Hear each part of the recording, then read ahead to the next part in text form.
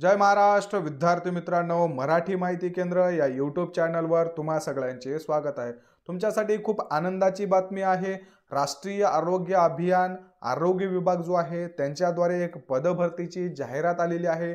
10 डिसेंबर 2024 रोजी ही जाहिरात प्रसिद्ध झालेली आहे। यामध्ये राष्ट्रीय आरोग्य अभियान जे आहे त्यांच्याद्वारे आरोग्य विभागामध्ये पद भरले जातात। ही एक कंत्राटी पदभरती आहे। पुणे महानगरपालिकेसाठी ही पद भरती निघालेली आहे।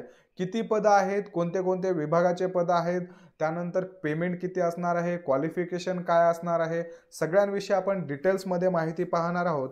त्यामुळे व्हिडिओ शेवटपर्यंत नक्की बघा आणि अशाच माहितीसाठी आपलं चॅनल नक्की सबस्क्राइब करा। तर चला व्हिडिओला सुरुवात करूया। आरोग्य खाते पुणे महानगरपालिका यांच्या नियंत्रणाखाली integrated health and family welfare society for Pune municipal corporation अंतर्गत राष्ट्रीय शहरी आरोग्य अभियान मध्ये खालील पदांसाठी कंत्राटी पदभरती होणार आहे आणि त्यासाठी जे पात्र उमेदवार आहेत त्यांच्याकडून अर्ज मागवायला सुरुवात झालेली आहे। तर बघा, पहिलं पद असणार आहे गुणवत्ता आश्वासक कार्यक्रम समन्वयक यांच्यासाठी। तर त्यामध्ये तुम्हाला प्रति महिना 35,000 रुपये एवढं एकत्रित मानधन मिळणार आहे। जर तुमचं मेडिकल ग्रॅज्युएशन असेल, MBBS झालेला असेल, BAMS असेल किंवा BHMS असेल तर तुम्ही या पदासाठी अप्लाय करू शकता। कमीत कमी 18 वर्ष आणि जास्तीत जास्त 38 वर्षाची वयोमर्यादा ठेवण्यात आलेली आहे। यामध्ये संवर्ग जो आहे तो एकाकी पदास आरक्षण लागू राहणार नाही, एकच पद आहे। त्याच्यामुळे कशाही पद्धतीचं याच्यामध्ये आरक्षण जे आहे ते मिळणार नाहीये। पुढचं जे आहे ते बघा, पब्लिक हेल्थ मॅनेजर PHM म्हणून एक पद आहे। त्या पदांसाठी 32,000 रुपये एवढं प्रति महिना तुम्हाला पेमेंट मिळणार आहे। क्वालिफिकेशन जे आहे तुम्हाला MBBS किंवा ग्रॅज्युएट इन हेल्थ सायन्स मध्ये पाहिजे। तुमचं BDS असेल किंवा BAMS असेल, BUHMS असेल, या पदांसाठी जर तुम्ही क्वालिफाईड आहात तर फॉर्म भरू शकता। 18 ते 38 यामध्ये सुद्धा वयोमर्यादा ठेवण्यात आलेली आहे। तुम्ही रिझर्व्ह कॅटेगरी मधून असाल तर 18 ते 43 वर्षापर्यंत तुम्ही यामध्ये अप्लाय करू शकता।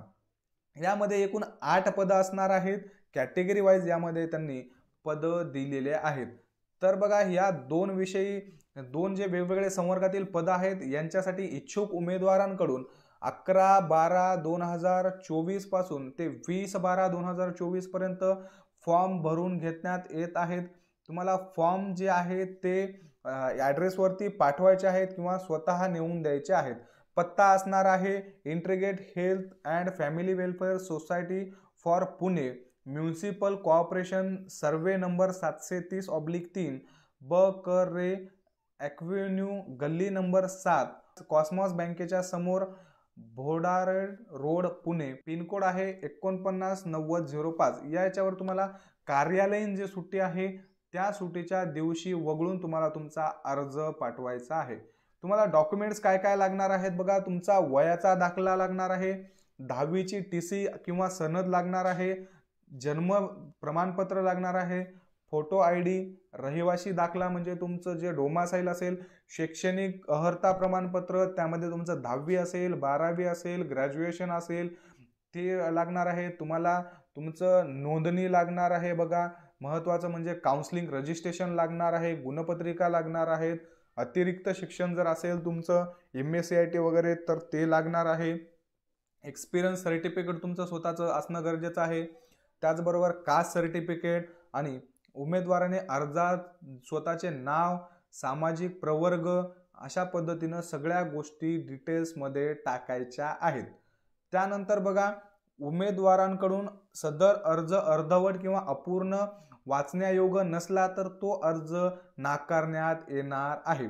पदभरतीचे अर्ज ऑनलाईन पद्धतीनेच घेण्यात येत असून सदर उमेदवारांना कार्यालयात प्रत्यक्ष भेट देऊन राष्ट्रीय आरोग्य अभियान कार्यालयामध्ये अर्ज स्वीकारले जातील याची नोंद घ्यावी।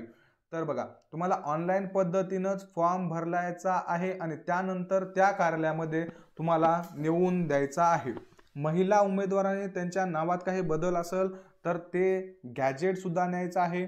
सदरील माहिती चुकल्यास त्यास आरोग्य विभाग पुणे महानगरपालिका जी आहे ती जबाबदार राहणार नाही। तुम्हाला फॉर्म भरायचा आहे, ही वेबसाईट त्यांनी दिलेली आहे। या वेबसाईटवरती जाऊन तुम्हाला फॉर्म भरायचा आहे। सदरील जे पद आहे ते NUHM समिती अंतर्गत राहतील, त्याचा पुणे महानगरपालिकाशी काहीही संबंध राहणार नाही। एकूण पदांच्या संख्येमध्ये बदल सुद्धा होऊ शकतो आणि हे जे पद आहेत ते निव्वळ कंत्राटी स्वरूपाचे आहेत। 29/6/2025 पर्यंत याचा काळ राहणार आहे।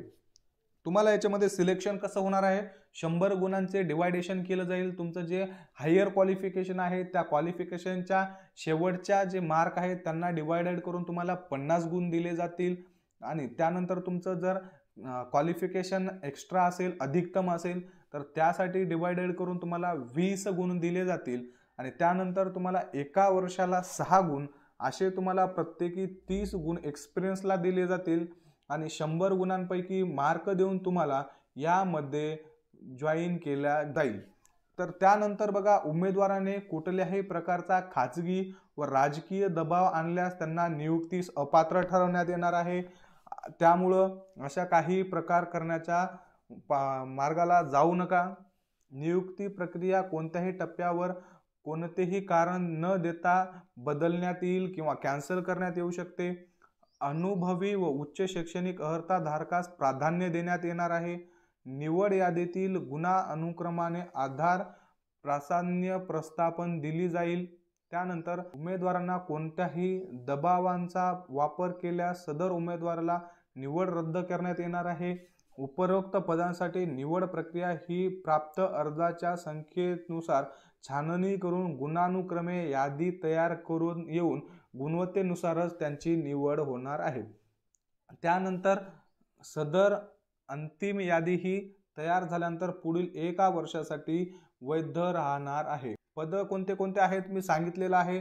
पहिला आहे गुणवत्ता आश्वासक कार्यक्रम समन्वयक आणि दुसरा आहे पब्लिक हेल्थ मॅनेजर आणि याच्यासाठी जे काही अधिकृत संकेतस्थळ आहे त्यांनी इथं दिलेलं आहे www.pmc.government.in यावरती तुम्ही अटी शर्ती जाऊन पाहू शकता आणि फॉर्म भरू शकता।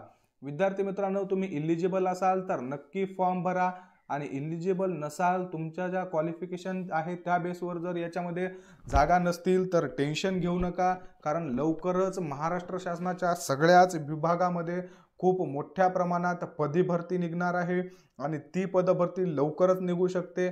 त्याच्याविषयी आपण खूप व्हिडिओमध्ये चर्चा केलेली आहे आणि याही व्हिडिओमध्ये सांगायचं म्हणलं तर लाडकी बहीण योजनेसारख्या योजनेमुळे महाराष्ट्र शासनाचा जो काही खजिना आहे तो पूर्णपणे संपलेला आहे आणि खाजगी कंपन्यांचं टेंडर सुद्धा संपत आहे।